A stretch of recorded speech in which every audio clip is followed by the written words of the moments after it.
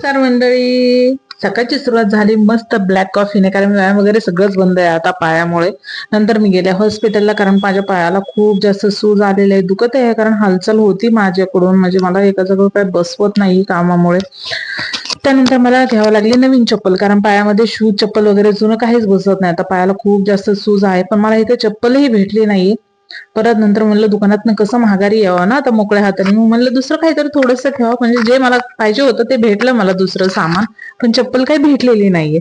नंतर येता येता दिसलं कॉस्मेटिकचं शॉप, तर गेले, म्हणलं बघा नवीन काय ट्राय वगैरे करावं, काहीतरी होते का, पाहिजे ते भेटते का वगैरे काय.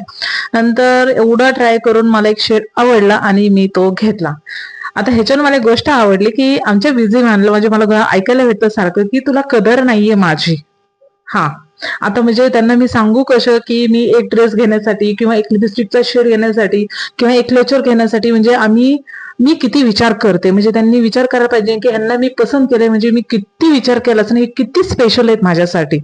हा, म्हणजे दुनियातली कुठलीच लेडीज अशी सापडणार नाही की म्हणजे तिने जर कुठलं काही वस्तू घ्यायची तिने ती एकच ट्राय केली आणि तिला ते पसंत आले, सिरियसली सापडणार नाही. म्हणजे कदर करा तुम्ही लेट जेंट्स लोक, की आम्ही बायका तुम्हाला चॉईस करण्यासाठी आम्ही किती, म्हणजे काय तुम्हाला हे केलं, तुम्ही किती स्पेशल आहात आमच्यासाठी, हे थोडंसं समजून घ्या. आणि घरी बायकांना ऐकू नका की तुला कदर नाहीये माझी म्हणून.